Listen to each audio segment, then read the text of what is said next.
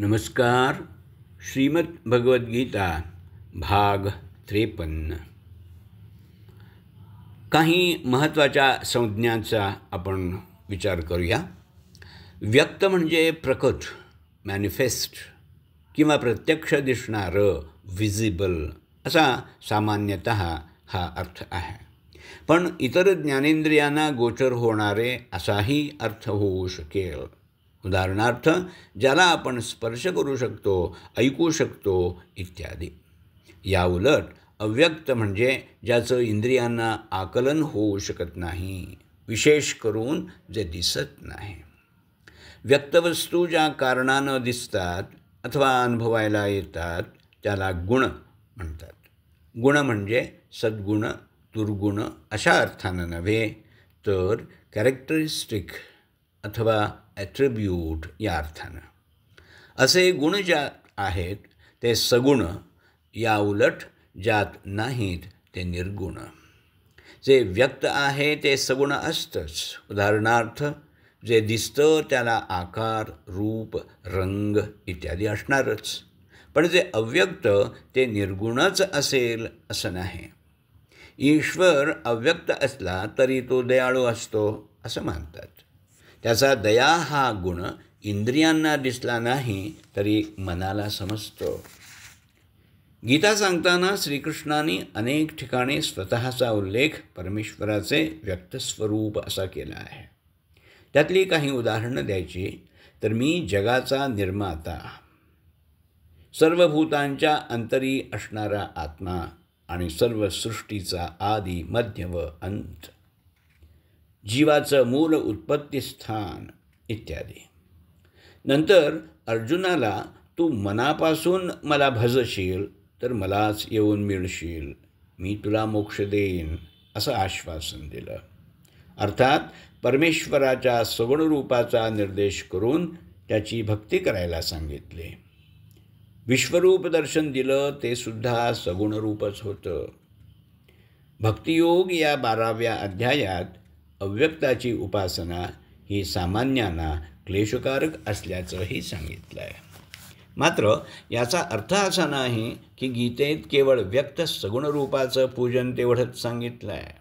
भगवान म्हणतात की माझे अव्यय आणि अव्यक्त रूप श्रेष्ठ आहे. मूढ लोक हे न जाणता मला व्यक्त समजतात. मी योगमायेनं आच्छादित असल्यामुळं मूर्ख लोक मला ओळखत नाहीत. माझं परमस्वरूप न जाणणारे मूर्ख लोक सर्व भूतांचा मोठा ईश्वर असलेल्या मला मी मनुष्यदेह धारण केल्यामुळे मनुष्यदेहधारी समजून अवमानतात. यावरून अव्यक्त निर्गुण रूपाचं महत्त्व आणि त्याचे सगुण मनुष्यदेहधारी प्रतीकातून पूजन करण्यातील वैगुण्य लक्षात येतं. मूल प्राचीन उपनिषदातून सुद्धा अव्यक्त निर्गुण ब्रह्माचंच प्रतिपादन होतं. नंतरच्या श्वेताश्वतर या उपनिषदात शिवपूजेचं आणि महानारायणीय उपनिषदात विष्णुपूजेचं महात्म्य सांगितलं गेलं. त्यानंतरच्या उपनिषदातून आणि पुराणातून सगुण मनुष्य रूपधारी रूपाच्या भक्तीचा अधिक प्रचार आणि प्रसार झाला. ब्रह्माचं अव्यक्त निर्गुण रूप श्रेष्ठ आहे हे मान्य केल्यावरही त्या रूपाचं ध्यान, चिंतन, मनन आणि पूजन कसं करायचं हा प्रश्न उरतोच. सर्वसामान्य माणसाला या गोष्टी खूप कठीण वाटतात. यासाठी उपनिषदांनी सगुण प्रतीकांचं पूजन ही पहिली पायरी सांगितली. ही प्रतीकं म्हणजे चंद्र, सूर्य, अग्नी इत्यादी. यानंतरची उपासना ही वाढत्या क्रमानं अधिकाधिक अमूर्त किंवा सूक्ष्म प्रतीकांची होत जाते. उदाहरणार्थ, मनुष्याच्या आत्म्यावर 5 कोश आहेत असं मानलं जातं.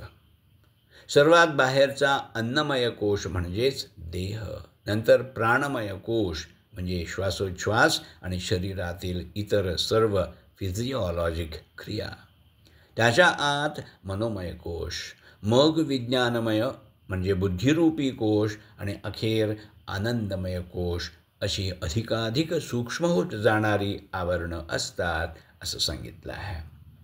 ध्यान अन्नमय कोशापासून सुरू करून क्रमाक्रमानं शेवटी आनंद कोशापर्यंत पोहोचावं आणि आत्मरूपाशी एकरूप व्हावं असं सांगितलं आहे.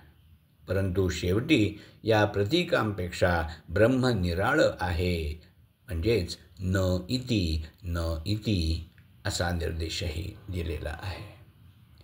क्रमशः लेखक डॉक्टर विजय पांडुरंग जायदे, वाचक डॉक्टर अमृत राघवेंद्र यार्दे.